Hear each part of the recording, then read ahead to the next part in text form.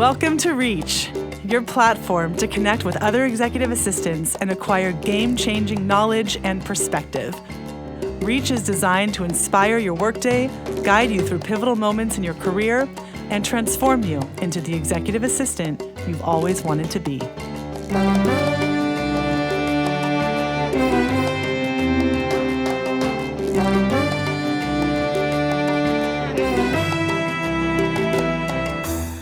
Hello, everyone, and welcome to another episode of Reach.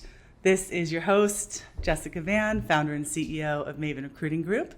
And today I'm joined by Tyler Macaulay. Hi, Tyler. Hi, how's it going? Very good. Welcome to the show. Thank you so much for having me. I'm really excited to be on here and chat with you guys and talk about my industry. Yes. And so Tyler's industry is the world of private aviation and private charter, private jets. So we thought it'd be a really interesting take on, particularly for our audience, being executive assistants, really understanding the intricacies of what goes on in the realm of the private aviation space. So as we know, booking travel for executives is never simple. It's never straightforward. And I think that for many, when it comes to private aviation in particular, the logistics can feel somewhat overwhelming and a little bit shrouded in mystery, especially if you've never done, private charter. In terms of, figuring out the right aircraft, how to navigate private airports and locales, to figuring out timing and meals and security and even pet travel and all of these kinds of components. We thought it'd be a really interesting take for our audience to be able to dive into that with someone like yourself who's an expert in this realm. So as I mentioned, Tyler is in the private aviation space. He is a senior executive of charter sales at a company called Quantum Jets. And they are a private aviation company that specializes in making this process of private aircraft and private travel stress-free, efficient, tailored, seamless, all the good things for both executives, but of course the executive assistants who are often the ones orchestrating all of these details. So with years of experience helping assistants and advising how to avoid the pitfalls of private aviation, we brought you on the program today to really help educate our listeners on what they can expect if they decide to do something like a private charter through a Quantum Jets. Today we're going to demystify the realm of private aviation, compare it to what you can expect in a commercial travel experience, and we're going to give you actual concrete tools and strategies to elevate your executive's travel experience. Make sure to stick around until the end of today's show for details on a very special Reach promotional offer that Tyler will be sharing with all of you. So stay tuned for all of that and more. So first off, Tyler, let's learn a little bit more about you. Tell us about your background and what inspired you to pursue a career in private aviation.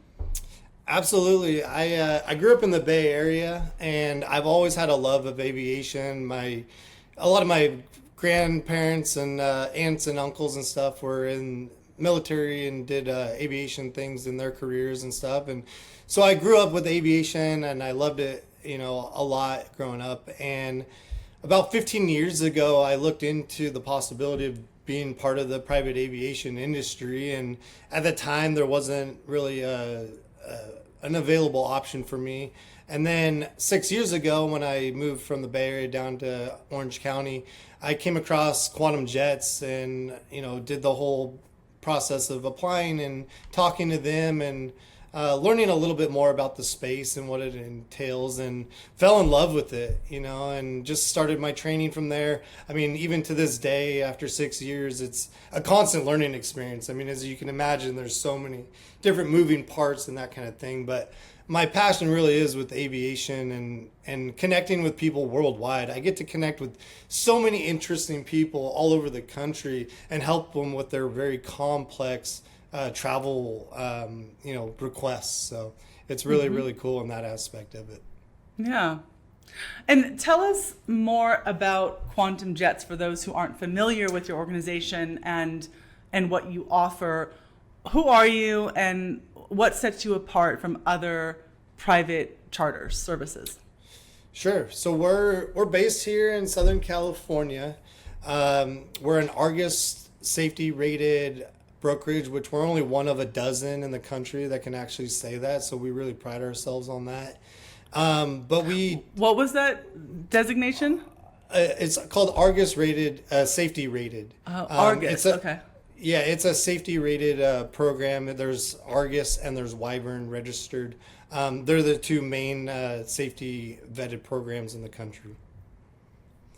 So yeah, we're very proud to be part of that.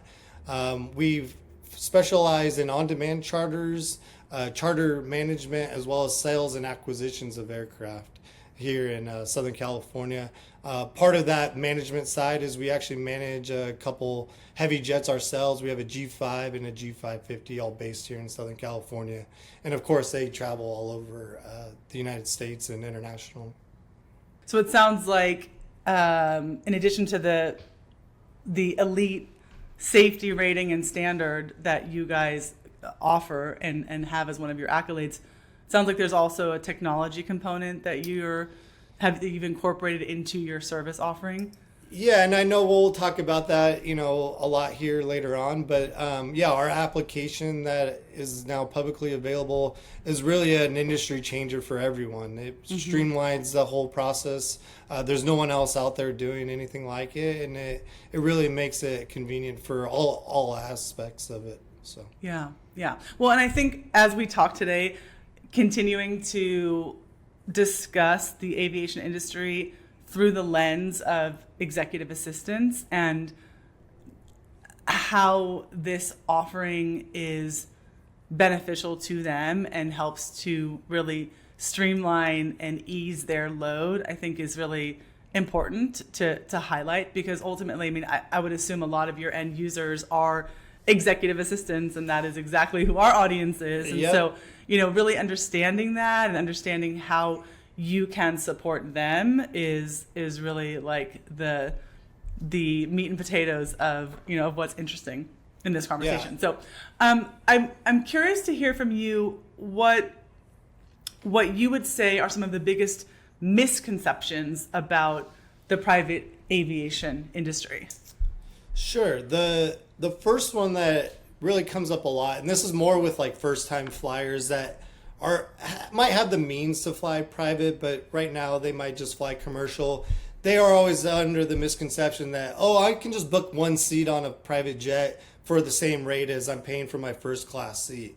Now that's really not the case. It's a lot more difficult to orchestrate something like that. So that's really not possible right now. So that's really one of the misconceptions that first time flyers that are getting into the industry think is possible, when it's really, really not. The second one is really people just think, I'm just booking a jet, it's going to take me from A to B. But there are so many logistical things involved with it. As you can imagine, these are multi-million-dollar machines that are taking, 2 to 12 people 40,000 feet in the air at 600 miles an hour. So there's a lot of logistics, whether it's permits, screw scheduling, fuel, international permits, those kind of things where, it takes a lot of different things to make these flights happen. But again, that's a professional, like myself to make sure that happens. And then the third really misconception people kind of have about private aviation is it's all about the luxury. And that is true. Like, luxury is a very big part of it. I mean, these are, again, multi-million-dollar planes that are very, very nice interiors and, all the technology and stuff. But the ultra high net worth individuals that are using private charters, it's not so much about the luxury, but it's about efficiency and saving time. And time is the biggest commodity that we all have in our lives. They just figure using private aviation as a tool to help make that more efficient for them.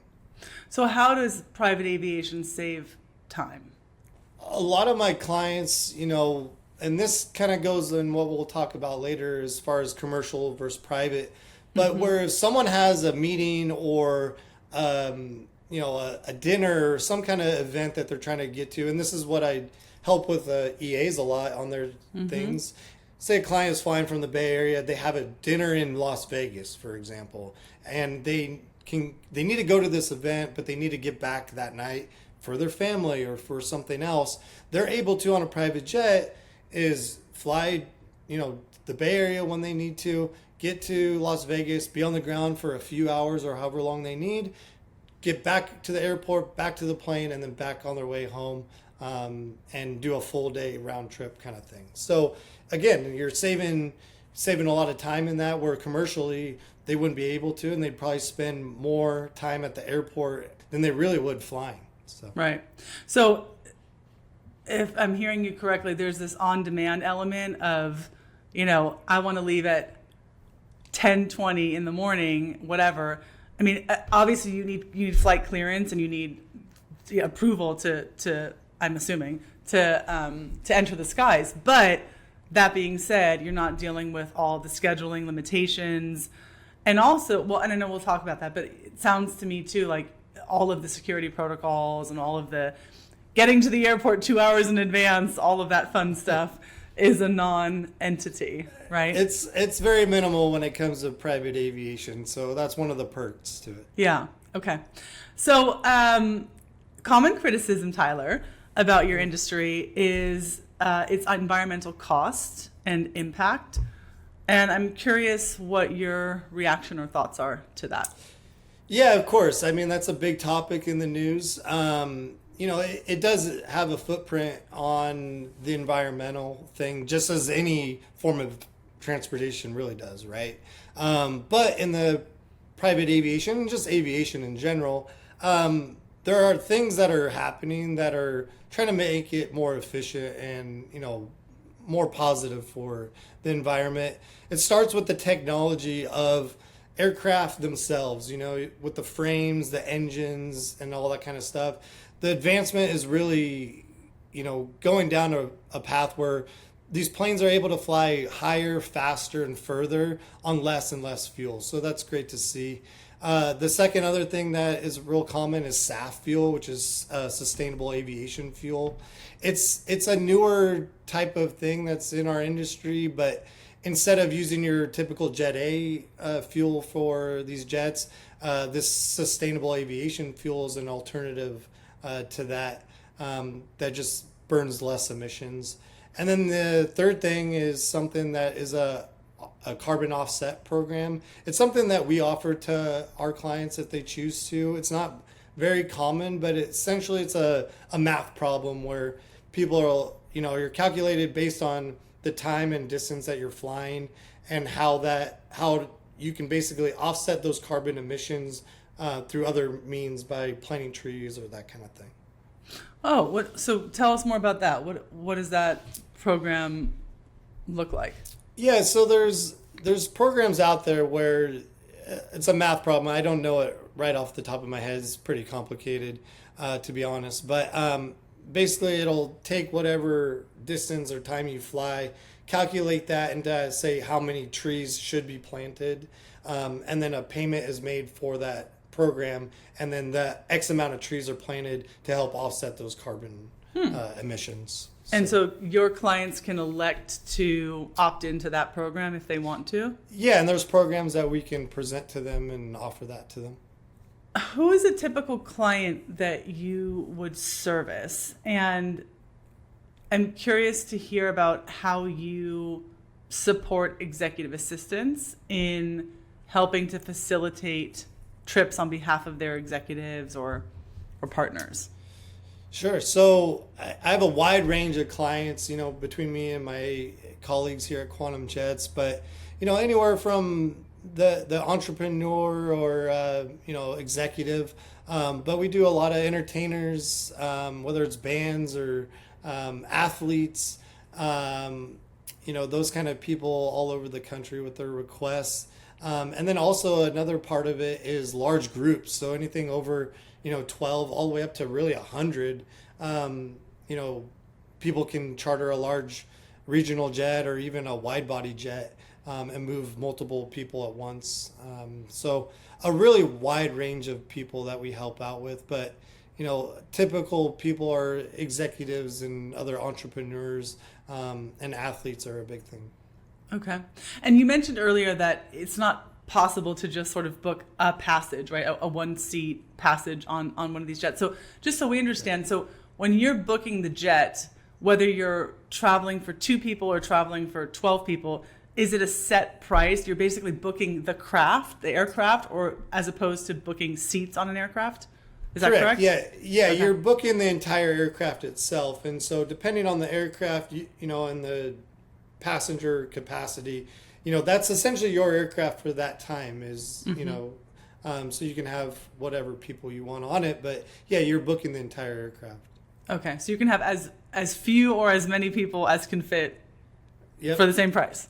Yeah. Yeah. Yep, Okay. Exactly. Yeah. But that's again, it comes back to that cost factor where people can justify it a little bit more. Where if you do have 10 to 12 people and you can get a larger jet, and say you're a group of guys and you're going on a golf trip. Well, if you split that up amongst each other and it's maybe a few $1,000s, I mean that's a pretty good first class ticket, and right. It just adds on to your experience and stuff. So right.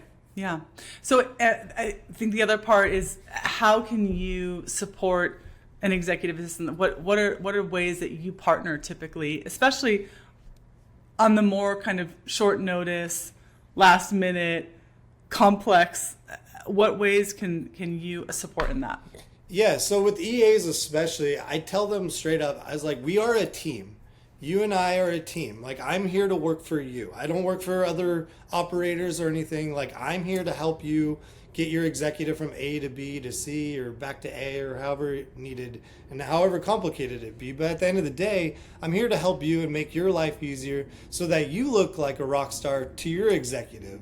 I know with EAs, and especially the ones that I work with, they have all kinds of moving parts and things going on in their world. I'm just there to make it easier when it comes to travel.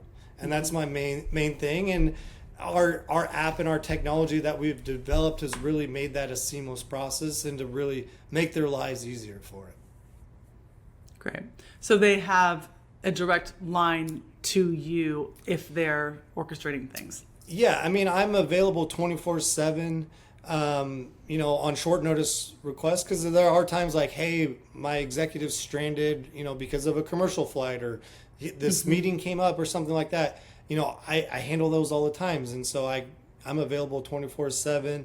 I make it less complicated for the EAs. I fine tune it, to maybe a few options based on their preferences and criteria, and present those options because my personal experience and professional experience are like, these are the best ones available for what you're looking for, and then let them or help them choose which one is the best. And then, overseeing the entire trip, our executives and our team come from an operational background. So we are used to seeing the full picture of a trip, not just so much on the sales aspect or this and that. It's really the full trip itself. So let's get into it. As far as breaking down private aviation versus commercial travel, what are some of the differences as far as timing? We touched on that a little bit, like this on-demand element, which is, of course, like the convenience aspect is, I think, the biggest driver of why people choose private aviation. But let's talk about, if we were to compare kind of airport logistics and navigating the airport, navigating timing, navigating cost factors, like experientially, what do those two things look like? Sure, absolutely. So with commercial, I mean, we all know that we've flown commercial. You got to show up to the airport an hour ahead, maybe 2 hours, to make sure you get through the TSA lines and check that bag before that hour cutoff. Otherwise, your bag's going to end up wherever. But with private aviation, you don't have to do all that. There's a separate terminal, private charter. Most of the time, there's a lounge or anything like that. Other times, you're able to pull a car right up to the plane side on the ramp and be dropped off right there plane side. And it's a matter of the bags being taken out of the car, loaded onto the plane, you walking on board. So, typically people show up 15 to 20 minutes before their flight, get on board, get comfortable, crew does their things, and logistics get things ready, and away you go. So that's really the timing thing. I mean, you save a lot of time with that, and that's where big groups kind of see that too, where you don't have to truck a bunch of people through an airport terminal and security and all that. They're able to come through the private terminal, load onto the plane, and it's much more efficient that way. As far as airports, you're able to avoid a lot of the big popular hubs. For here in LA, it's LAX. Van Nuys is more popular for the private jets because it's strictly just for private aviation. It makes it one of the busiest ones, other than Teterboro, in the world, actually. And you're able to kind of get in and out much quicker than that. And also with private aviation, you have access to a lot more airports. So with jet aircraft, you're able to go to any airport that has a runway length of over 5,000 feet. Anything lower than that is still accessible, but you have to use a turboprop, which are very great planes for short hops. And a lot of people will do that, but it allows the passengers to get closer to their final destination. And again, saves them maybe an hour or two drive, to a bigger airport. And so that's a really, really big thing as far as the airports go. And cost-wise, I think that was the other part of the question. Yeah, so cost-wise, of course, it's going to be more expensive than your first class ticket on a commercial flight. I mean, that's another misconception where people feel like they can book the same or similar or whatever. It's really not the case, and it is what it is for a reason. And it comes back to that whole commodity about time, right? The whole ultra high net worth that I work with and clients, alike, really see time as the most valuable commodity to them. And private aviation is a way to save time and make it more efficient. And so the higher cost of private aviation helps justify that to them. And then really, again, like I mentioned, the group thing really is really a benefit factor between private and commercial. Mm-hmm. So I'm curious, how attentive are you able to get in terms of catering to a client's preferences? So, I mean, we all know how airplane food is. Yep. We'll leave it at that. So, I mean, if you're working with an executive assistant who says, listen, my executive has, a particular palette, they want to have X, Y, and Z on this plane. They want it from XYZ purveyor. They don't just want whatever, a cheese plate. They want a cheese plate with these types of cheeses and this type of cracker and whatever. How specific and how custom can you get? Yeah, absolutely. Catering is one of those things that people either really, really love it or they don't even do it at all. But I certainly can help with anything. And that goes with like our values at Quantum Jets is we combine that technology aspect of our platform, but also the hands-on experience. And that's where the hands-on really comes with special requests like catering. I have clients where they either don't have catering and they bring their own snacks, or, they stop at fast food on their way to the airport and grab that burger. Or they do not. 100%. Who is getting on a private jet with an In-N-Out bag? Tyler. 100%. No. You'd be surprised. You're lying. You'd be surprised on the amount of that. Or, it can be very specific. I mean, I've gone and picked up 2 salmon salads for a client at 7 a.m. from a restaurant locally and taking it to the airport. You just never know what people want. Right. But, nothing's really out of the question within a timely manner. Let's not be unrealistic about things, but there are those wild out there, requests, whether it's a salmon salad at 7 a.m. or this and that. But, that certainly can assist with anything like that. And again, part of having, these people and my clients on the profile in our technology is saving those type of preferences under their profile, whether it's certain catering requests or food allergies, that's a big thing. And aircraft preferences, and already having that information. So when we go to rebook, maybe it's a more urgent request. Sure. I already have that in top of my mind, or my team does, and kind of help, move the process a little bit easier. So, But yeah. Well, that's good to hear. I mean, I think that a lot of what executive assistants provide or aim to provide is that kind of really holistic, comprehensive, attentive, really dialed in support. And a big part of that is just offering those comforts, whether it's food, whether it's a lotion that they like to have because their skin gets dry on a long trip or whatever, knowing that they can work with you in tandem to execute those things is really valuable. Yeah, and another example is that, like, even for a long flight, say coast to coast or whatnot, I had an EA a couple months ago. The client was flying late at night from New York back to the Bay Area, and she told me ahead of time, was like, hey, like, they're just gonna want to take, sleep, as like a red eye flight, as you would on a commercial flight. They want to sleep, but can you have the crew make a bed for them on the plane, so once they take off, get in the air and get situated, the passengers go kind of right in bed. And so, that's one thing I communicate to the crew ahead of time, is say, hey, this is what they want to do. Can you please, have a bed made up for them? And they're happy to do so. Yeah. I did have one question about distance-wise.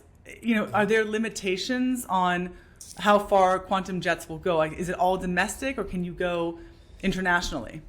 Nope. Yeah, we handle worldwide charters, to be honest. Mm-hmm.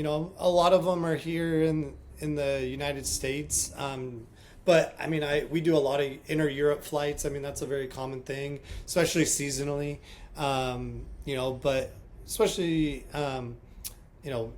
Europe, Greece, Italy, all those kind of places over there. And then from the U.S., a lot of trips down to Mexico or the Bahamas and the Caribbean, that kind of thing. So, sure. But yeah, nothing that I can't help with. I even had a client fly from the Bay Area all the way down to Rio de Janeiro in Brazil. So that's going to be me in a few more months. There you go. I'm happy to help. So. Not on a private, but I will be in Rio. Oh, are you? Oh, yeah, nice. Yeah, for Carnival. So, very cool. So you mentioned that a lot of your clients are executives, athletes, celebrities, public figures. So what is Quantum Jet's approach to security and discretion, and how can your clients feel confident in how you approach those things? Yeah, so for security reasons, our technology helps with that, in the sense that we use ID Verify for people that use the app, and that's used for them to book a private jet on the app. And again, it helps with time, but it verifies their information, and then no information such as credit card or ID is saved by us on file. It's used through a third-party service, and a trusted one at that. So we don't keep anything on file for us. So that's a really high security measure that we take. And then as far as the discretion thing, we really pride ourselves on the privacy of our clients. I mean, we're not the company out there going rah rah, look at who we're flying and we fly this person and that. We're just not that kind of company, and we don't need to be. We have a really strong reputation in the industry, and we have a lot of repeat clients, and because of that, we're passionate about who we are and what we do, and we keep that all tight knit. And you see that more and more as far as the information that's available out there, right? I mean, we all see Taylor Swift has been flying here, and Elon Musk jet is here, and it gets all posted on social media. And that's owning a jet. They have that one jet that has that identifier, that it's really hard to get away with that. I mean, it's nearly impossible to really keep it out of the mainstream, notice. Where with chartering, that tail number that people are flying on is not known other than the operator, myself, and the person that needs to know. So it's not shared with anyone. It's not out there. And, it's not trackable unless you know the information that myself or the operator provides. So people that charter really, really like that because they're not necessarily using the same jet over and over. Might be the same type or a variation of it, but it's not the same identifier. So they're really able to keep that under wraps and help with their discretion because, again, part of the reason why they're flying private is to be under the radar and to get where they need to be in an efficient time. And I'm assuming that as far as the crew that staff these jets, there's obviously a thorough vetting of anybody that works on the jets. Yeah, absolutely. That comes with the Argus part of it. So we're a Argus safety rated brokerage, and that's part of the reason because we also do the operations of our own fleet. But there's Argus and Wyvern, which are two vetted programs in the country for safety. And we won't use any operator that doesn't have one or other of them. Most of the time they do have both of them, but we won't use any operator that doesn't qualify and doesn't use those.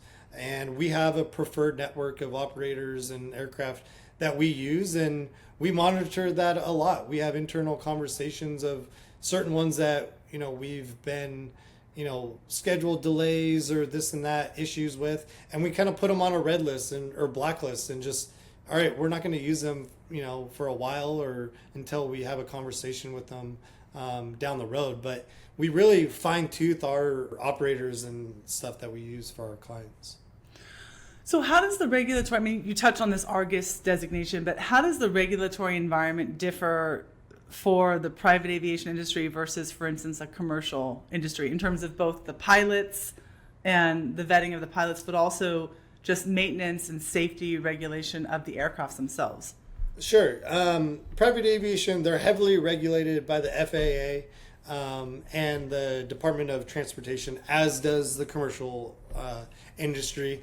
But Argus and Wyvern really help with the maintenance stuff and the pilot information.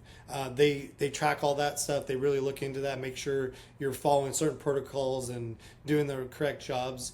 And pilots do have to have a certain amount of hours in order to fly a particular jet, in order to be classified an SIC, second in command, or even a captain. And so they have to work their way up to get that captainship.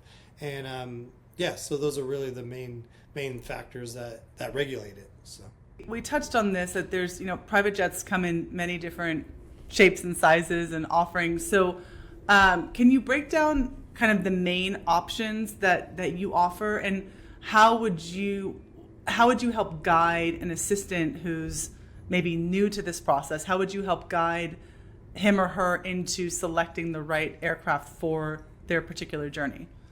Sure. There's many categories of jets, right? So my job is to talk with the EA and, depending on their request, figure out which one's best for their request.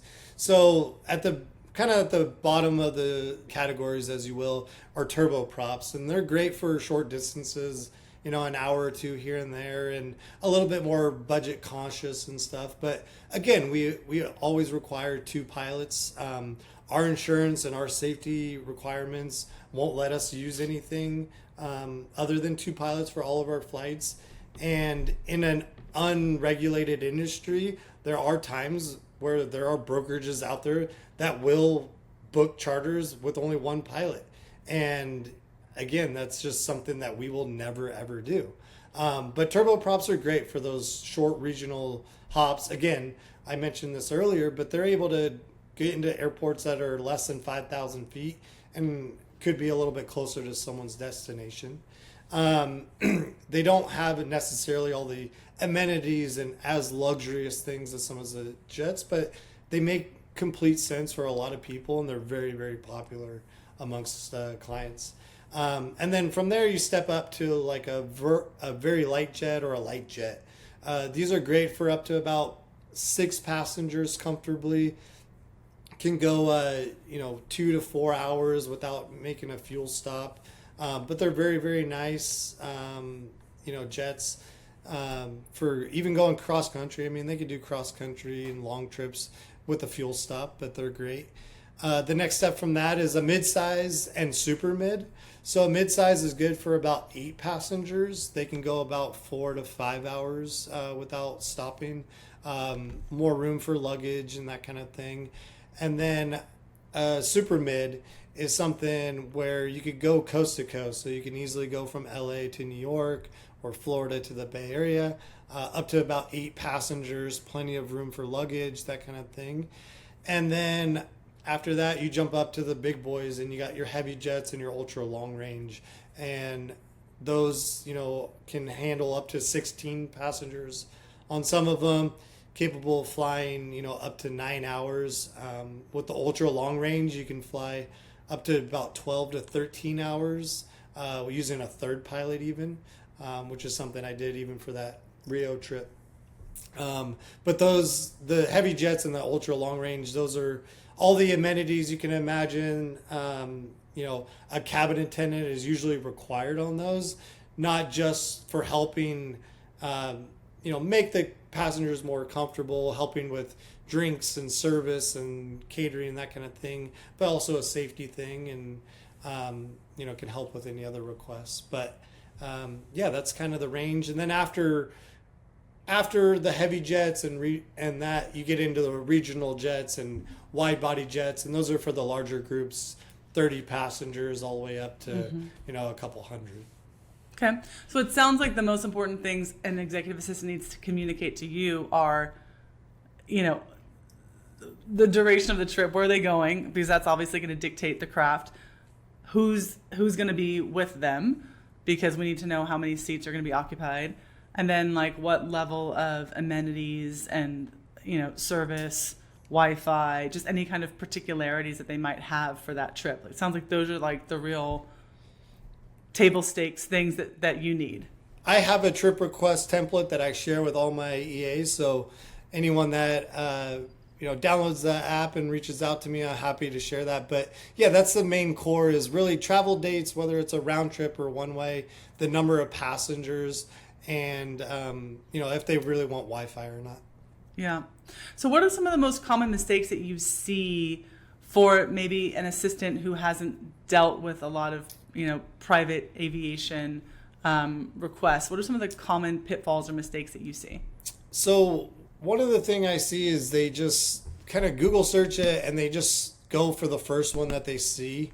And again, these could be unregulated brokers or operators and not, well vetted essentially, and very well could be far more expensive than what's available. There's such a big, broad market of available aircraft where if you don't have the tools and resources like I do, you may not be finding the right option that's available for that particular request.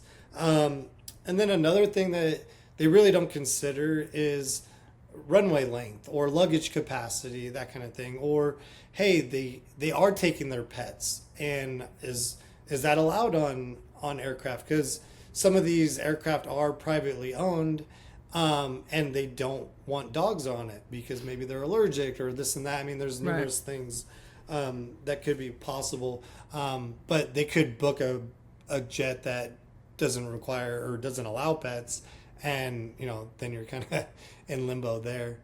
And then another thing is overlooking cancellation policies. So where if an EA has to go to an operator or another broker and make changes to a trip, it's not as easy as you would think. And that's where a professional like myself can go to bat for them. And again, why I'm a team with the EA is to, help make those changes accordingly, depending on what we can do. But my connections and relationships with these operators that we use is to, help, alleviate as much, penalty as possible for the EA or the change. And then helping with last minute things. We all know a meeting might get booked or an event might get booked last minute. I can help with those urgent requests, and we can get the ball rolling as soon as and quick as possible. So, yeah, which is a nice segue to, is there a story that comes to mind of how you were able to save the day, or Quantum Jets was able to come in at the 11th hour to Yeah. make something happen? I actually have a few stories, and one of them I love about it is the pets. Like, pets are so common, and most people don't realize, but there are some very well-traveled dogs out there in the world, let me tell you. I mean, these dogs live it up. I mean, to be one of these dogs would be absolutely amazing. In your next life, right, Tyler? Yeah, 100%. I mean, but I had this one client book a cross-country trip from LA to New York. And I got a message from them like, hey, we're so excited. They're going on the plane. They're like, look at your two passengers today that are coming with us. And I didn't really think of anything of it because I've flown dogs and cats and that all the time. Well, it was two floppy-eared rabbits that were prime and ready to go on this private jet. So you just never know what people are going to take. And they went on this journey across country. But that's a pet story. As far as save the day story, one actually just came up a few weeks ago. A client was stranded in Aspen because their commercial flight was delayed, then canceled, then delayed, and this and that, and they were just tired of listening to the airline say all these things that false were promises. False right. promises, yeah, exactly. Mm-hmm. So he called me up and said, hey, Tyler, I'm in Aspen. I just need to get back to Orange County. Can you help me out? And so, sure. I went, started using my tools and resources, finding what's available. I actually was able to find a jet that was coming from New York to Aspen already, was going to be landing in Aspen in an hour, and was going to be able to turn and be ready to go for them and come to Orange County. So I presented that option. He looked at it, said, yep, let's do it. And within 2 hours, they were on the jet, already back on their way to Orange County, where their commercial flight ended up being canceled anyway. And ironically enough, he was at the airport talking to people, and they're like, what's going on? Like, who are you talking to? How is this happening so fast? And he, mentioned myself and what I do, and they're like, well, that's absolutely amazing. And he's like, yep, we're on our way to the private terminal, and away they go. And so, right. Things like that where you're able to help, people that are stranded. I've helped people that are injured before, where they need to get, to a better location. Again, that's where turboprops came in and helped. Or a sudden emergency in a family, unfortunately that happens. They need to get somewhere urgently, and so those are kind of things that I have to deal with. But it's my pleasure to help them. Yeah. You have set up a special promo code, Tyler, for our Reach listeners. Would you like to tell us a little bit more about what that is and what that entails? Yeah, so our app is available on any of the app stores to download. When they download and register it, if they use your guys' promo code REACH, they'll be assigned automatically to me, so I'll see it when they come through. But once they're registered, I'll apply a $1,000 flight credit that they can use. If the full trip of their first one booked is under $20,000, then we'll apply a $500 credit. And then their second trip, they'll be able to use the other $500 credit towards that one. If the trip happens to be over $20,000, then the full $1,000 flight credit can be used for that trip. Nice. So the promo code again is REACH, yep. REACH. Okay, great. Yep, absolutely. Thank you for that. That's a nice incentive for trying this out if they haven't already, right? Yeah. So in lieu of our typical question when we're closing out, we usually ask about who someone would like to support. But in your case, if you could take a private jet anywhere in the world, where would you go, and who would you bring with you? Ooh, I've been fortunate enough to go on a few private jets in my time, in the industry, which has been very fortunate. But if I had to go somewhere, I would take my wife and my two daughters, of course, my parents and my sister and her family to Scotland. I'm Scottish. I've never been to Scotland. It's been on my bucket list to go to. one of these days. But I'd for sure take us all on a Gulfstream G650 or a Global 7500 on a trip out there for sure, and play some golf and drink some whiskey, Drink some scotch. Yep. Yeah, have to do that. So where would you go? I'm kind of curious where you would go. God, where wouldn't I go? I think Japan and Portugal have been on the bucket list for a while. Very cool. I'm fortunate, like I mentioned, I'm gonna go back to Brazil, so that's I'm very fortunate for that. But yeah, I think I would go there. One of Very those cool. two places. Yeah. You can't go wrong on a private jet. No. Yeah. No, this is great. And for those of our listeners who would like to get in touch with you directly, how could they do that, Tyler? Yeah, they can look me up on LinkedIn. It's Tyler Macaulay. Very, Macaulay. I'm on there and very, very active on there, to be honest. They can find me on Instagram too. It's Ty Macaulay, Macaulay. Or you can send me an email, tyler@quantumjets.com.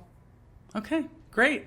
Well, thank you so much. Thanks for this overview. This was illuminating for sure. And I think I certainly feel a little bit more informed as to the capabilities of what, a private charter can offer, and just some of the flexibility that I wasn't previously aware of even. So that is definitely a good toolkit for executive assistants to have, an additional toolkit. Yeah. Absolutely. I'm an open book and a good resource, and so I'm happy to help with anything. Great. Thank you. Thank you for joining us. Yeah, you too. Reach is brought to you by Maven Recruiting Group, who specializes in placing executive assistants and support staff to the Bay Area's most prominent executives and companies. If you've enjoyed being part of our podcast community and are interested in becoming part of our candidate community, we're currently hiring for roles in San Francisco, Silicon Valley, and Los Angeles. You can visit us at www.mavenrec.com to see some of the roles we're currently working on and to submit your resume.